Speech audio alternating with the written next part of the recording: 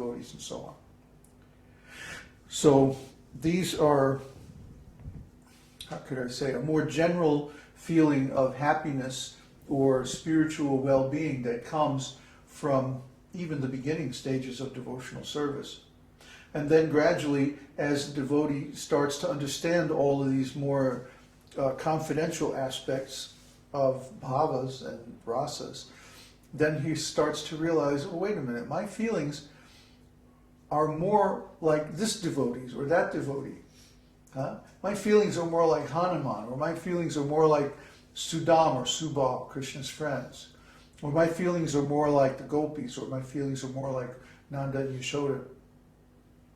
Then he starts to become aware, oh, actually, my eternal relationship is one of these five.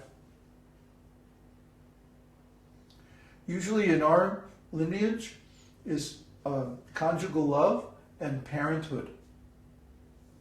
But in the beginning, we usually go through a stage of servitorship in the beginning of devotional service, because that applies to all devotees. All the devotees build on this mood of servitorship. All the different Sthāyi-bhāvas contain elements of servitorship. But servitorship in what way?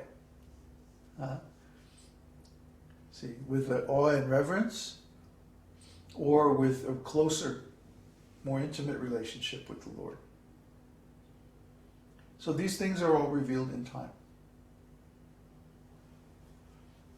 Any other questions? Yes.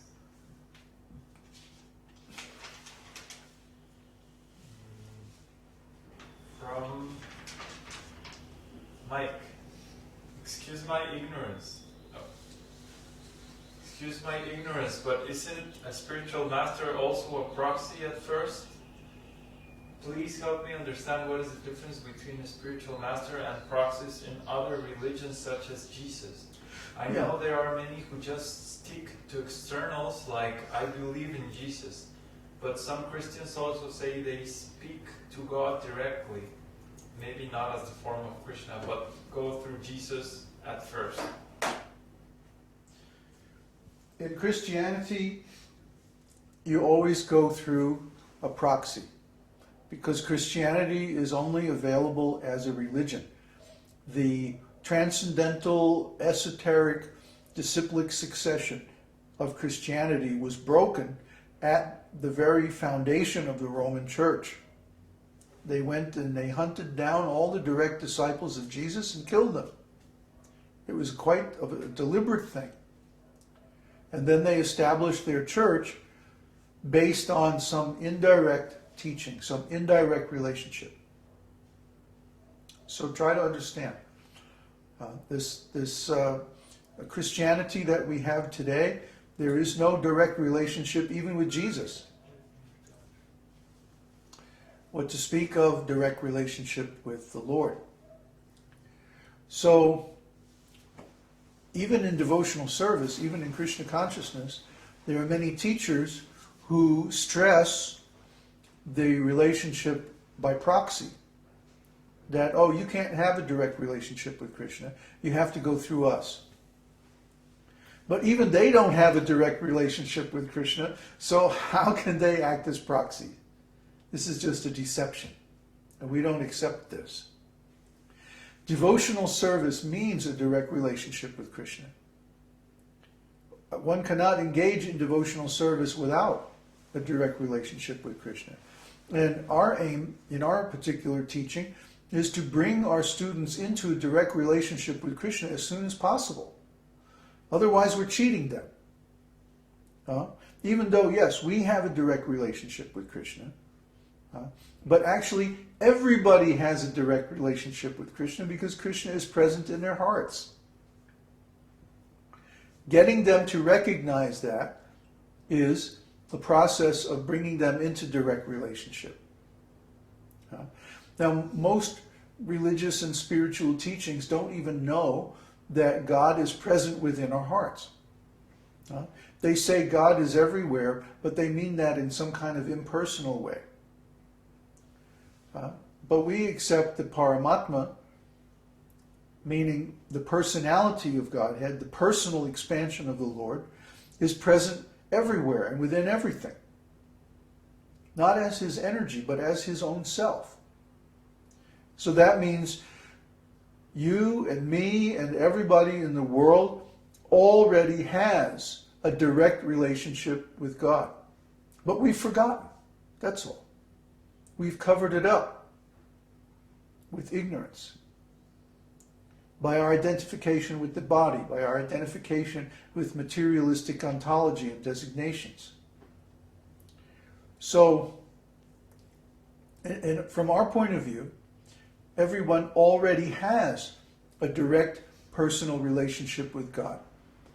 We just have to remind you about it, that's all. We don't ever want to reinforce the idea that the relationship is indirect or through proxy, because that's not the truth. The truth is, you have this direct relationship, but you've forgotten it. If you can't access it, yes, you can go through the spiritual master temporarily, but the emphasis there is on the temporarily.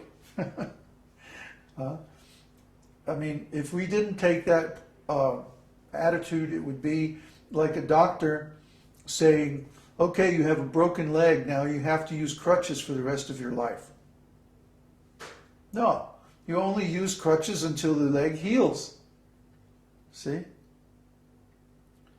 So we have the equivalent of a broken leg spiritually if we forget our relationship with Krishna.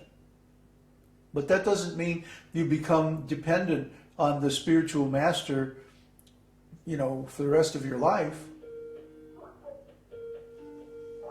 What is that nonsense? Anyway, it means that you take shelter of the spiritual master until you can cognize this relationship with Krishna on your own. It's a matter of taking shelter. It's not a matter of being dependent on the spiritual master. Of course, we're dependent on the spiritual master for so many things. Knowledge, service, understanding of the scriptures, and so on. In the beginning especially. And we're always dependent on the spiritual master for our link with the parampara, the disciplic relationship coming from Krishna. But in the sense of having a direct relationship with Krishna, then everybody can have that. Everyone should have that. Everyone does have it. But in the beginning of devotional service, for some reason, you can't realize it. So then we accept this relationship of dependence provisionally or temporarily. But we certainly don't encourage students to maintain this kind of relationship indefinitely. No, in fact, we push all the time that you have this direct relationship. You have to feel these bhavas. Or you have to recognize that you're feeling these bhavas. And these bhavas are your manifestation of your direct relationship with Krishna. Otherwise, we wouldn't be talking about this stuff. We'd try to keep it a secret. Well, what's the point of keeping it a secret? It's confidential in the fact that everyone's relationship with Krishna is strictly internal and is between them and the Lord. That's why, for example, we don't follow the practice of siddha pranali, where we say, this is your particular Sthāyi-bhāva. This is your particular relationship of service, your transcendental identity and your position in Krishna's pastime. No, we let you discover that, because it has to be based on your preferences. And who knows what's in the preferences or within the heart of a particular living entity. It's very difficult to say. My consciousness and your consciousness don't overlap. We have to communicate through this very delicate web of words. So it's not possible for us to know what's in the heart of other living entities, but Krishna knows. He's there. So you can communicate directly with him, and you should communicate directly with him. Through prayer, through the holy name, through your service. And approach him with affection. directly within the heart, and he'll reciprocate. We keep telling this again and again and again. Approach Krishna directly within your heart, and then you'll feel him immediately reciprocate. And don't anybody ask, how do I do that?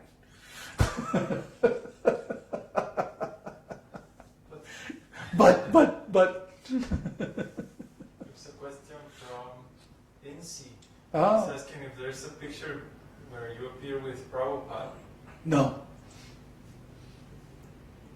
My relationship with Prabhupada is very confidential. Question from Tulsi Das. Beloved Babaji, what about the great saints such as Saint Francis, Saint Anthony, or Saint Teresa of Avila? They were completely surrendered and devoted.